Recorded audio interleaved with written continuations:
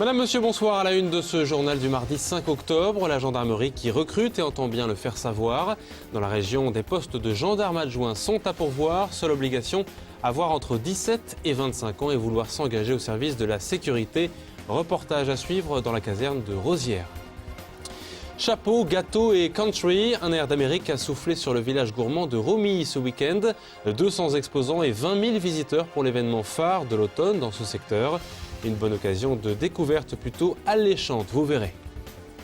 Et enfin, détour par l'Orchestre Symphonique de Troyes. Cet ensemble dirigé par Gilles Millière entamait sa saison ce week-end avec 70 musiciens. Un répertoire ouvert à tout public. Il fêtera ses 10 ans cette année.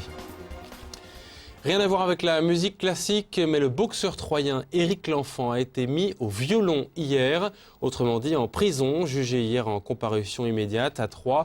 Avec son frère aîné, Anthony, le sportif de haut niveau s'était illustré par son talent sur le ring.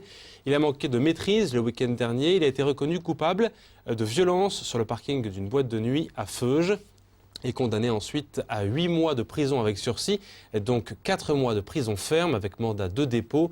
David Mutel a recueilli la réaction de Christian Martin, le président du Stade troyen, plutôt amer et déçu. Écoutez. Très étonné, j'ai vu ça sur le journal ce matin. Néanmoins, ça faisait plusieurs mois que je n'avais pas de nouvelles, ni des parents qui n'étaient pas venus à l'Assemblée Générale, ni du gamin qui devait venir me voir quelques jours après l'inauguration du club. Néanmoins, je ne sais pas du tout dans quel guêpier il s'est fourré. Je continue à dire que c'était le boxeur le plus doué de sa génération, toutes catégories confondues. Il faisait partie de l'équipe de France Junior et c'était le meilleur en équipe de France Junior.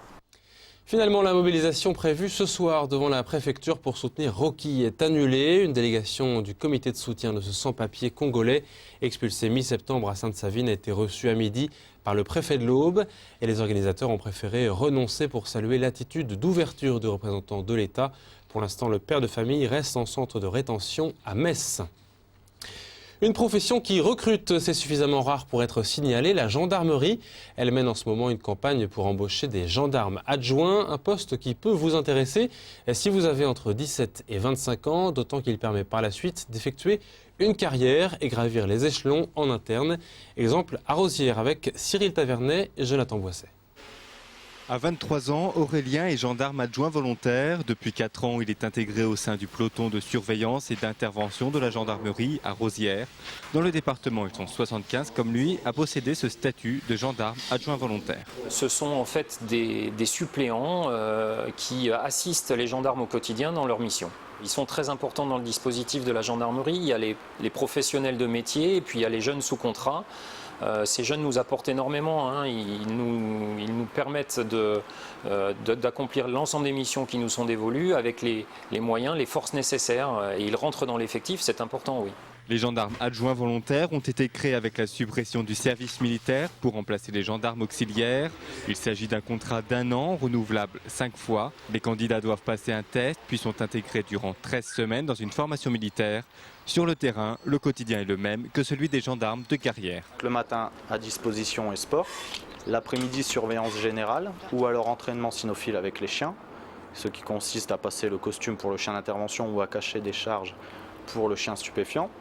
Et la nuit, patrouille. Et nous sortons essentiellement la nuit au peloton de surveillance et d'intervention de la gendarmerie. Originaire du Pas-de-Calais, Aurélien est arrivé à Rosières après sa formation. Il s'est vite spécialisé dans l'unité cynophile.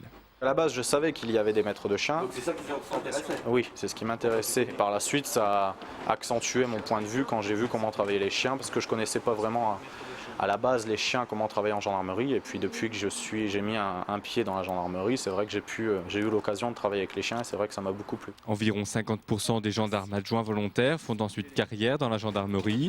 C'est le cas d'Aurélien qui va tenter en novembre le concours de sous-officier. Il est même déjà gradé en tant que gendarme adjoint volontaire. Il est brigadier, donc il est gradé au sein des gendarmes adjoints, donc il a une forme d'encadrement de ses pairs au sein du peloton de surveillance. Pour nous, c'est un élément majeur du dispositif dont je suis bien sûr très très satisfait. Après l'école de sous-officier, Aurélien pourra donc faire carrière dans la gendarmerie en tant que maître chien. Ce contrat de gendarme adjoint volontaire est ouvert aux jeunes de 17 à 26 ans. Pour postuler, il suffit de se rendre dans la gendarmerie la plus proche.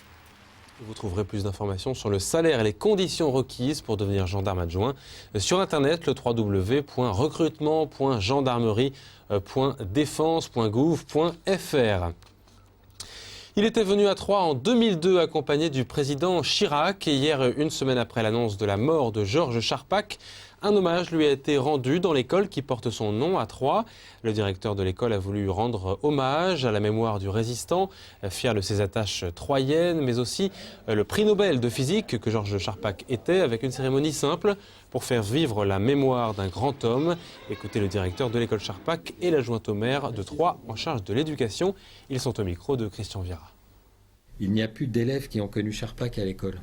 Parce que jusqu'à présent, les plus jeunes avaient le souvenir de l'avenue de Georges Charpak à l'école avec le président Chirac en 2002. Il a été un des instigateurs de l'apprentissage des sciences par la méthode la main à la pâte, c'est-à-dire par l'expérimentation concrète des choses. Mais c'est surtout en fait ces liens avec la ville de Troyes dont on va parler, c'est-à-dire son passé de résistant et sa cachette dans le quartier, rue Édouard Vaillant. Pour les jeunes enfants, c'est pas toujours facile de se souvenir et nous essayons souvent de les associer aux commémorations de la ville de Troyes. Donc il y a un peu tout cet ensemble qui nous a paru important, mais qui vient de l'initiative de l'école.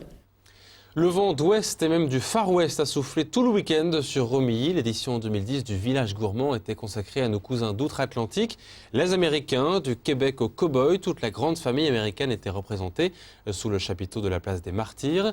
2 jours qui ont permis aux 200 commerçants présents de promouvoir également leurs produits du terroir auprès de 20 000 visiteurs, comme l'an dernier. Christian Viera a fait ses emplettes pour nous, Made in USA bien sûr. Le Village Gourmand 2010 à Romilly s'est mis à l'heure américaine. Bienvenue au Far West. Ici, béret et chapeau Stetson se côtoient en toute familiarité. La country aujourd'hui, on en parle dans les médias, aussi bien dans le papier que dans le visuel. Donc on n'entend pas des gens rire. Au contraire, je pense qu'on a parfaitement notre place et que même si on n'était pas là, peut-être que ça manquerait. L'Amérique présentée ici n'est pas celle du fast-food. Stands et restaurateurs évoquent plutôt un terroir original. Cuisine métissée, pas la haute cuisine, mais une cuisine métissée avant l'heure, qui a su mêler à la fois l'héritage français, de la tradition culinaire française, les apports hispaniques, notamment dans le jambalaya, qui est vraiment le plat classique de la cuisine de Louisiane, comme le cassoulet pour le sud-ouest. Le bison, il ne faut pas l'oublier, il était là bien avant nous. En Dordogne aussi, on le trouve sur les grottes.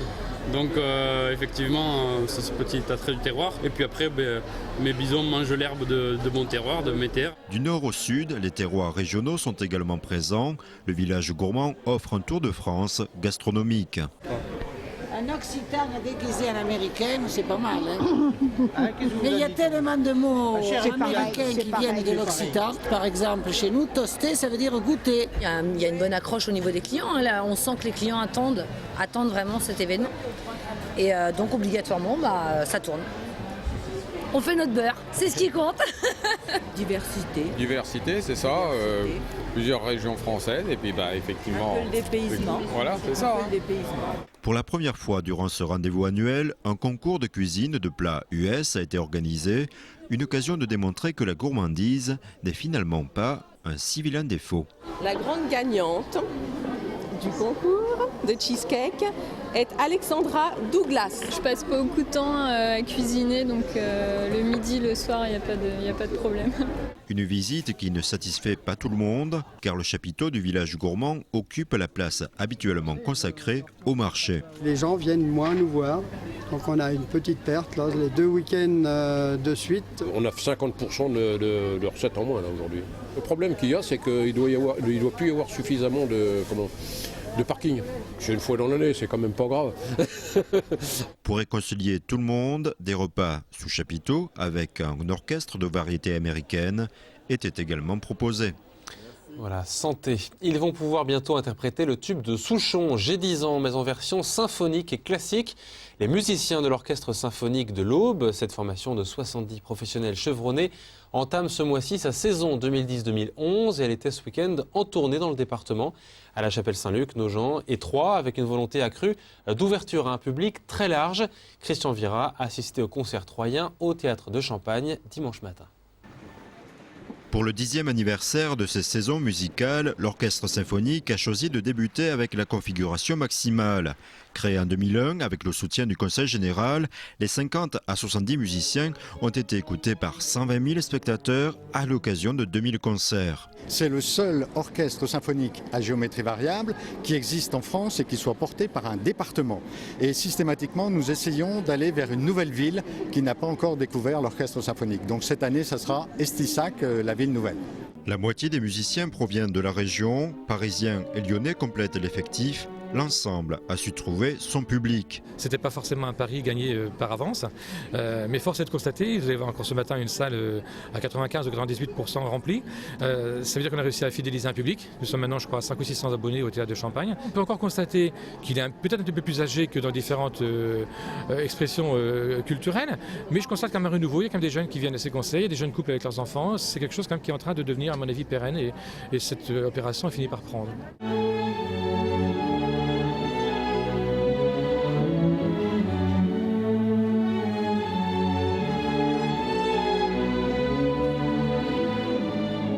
Du coup, l'orchestre a pu sortir des sentiers battus en proposant un répertoire méconnu ou contemporain. Depuis peu, le Conseil régional finance également des interventions originales auprès d'associations. Objectif, prouver au public que la musique classique est bien vivante. Et il se prête vraiment au jeu de se mettre à genoux dans une salle devant des gosses pour leur présenter un instrument et d'une manière très ludique, mais aussi en leur expliquant que la musique, c'est pas un jeu. Que c'est quelque chose qui se travaille et que si on veut un jour avoir du plaisir, il faut s'y intéresser et donner du plaisir, il faut travailler. On a des œuvres de compositeurs vivants, ça veut dire qu'aussi le public peut rencontrer ces compositeurs qui viennent leur parler de leur œuvre quand ils viennent au concert. Ça, c'est aussi une nouvelle approche pour dire aussi que la musique classique n'est pas poussiéreuse, elle continue de vivre, elle est faite aussi de gens actuels et c'est très important. D'ailleurs, c'est à nouveau une reconnaissance parce qu'on a le label de musique nouvelle en liberté, donc pour nous, c'est important qu'on ait cette reconnaissance au plan national. Reconnaissance, mais pas de subvention. À la différence des orchestres des grandes métropoles urbaines, celui de l'Aube ne perçoit pas de soutien financier issu de l'État. Et vous trouverez toutes les informations pratiques pour la suite de la saison sur le site internet du Conseil général, donc de l'Aube. Voilà pour l'essentiel de l'actualité de ce mardi. À suivre les prévisions météo pour demain, signé Sandra Durupt. On ose à peine le croire, le soleil et la douceur sont de retour. Passez une excellente soirée, merci de votre fidélité, à demain.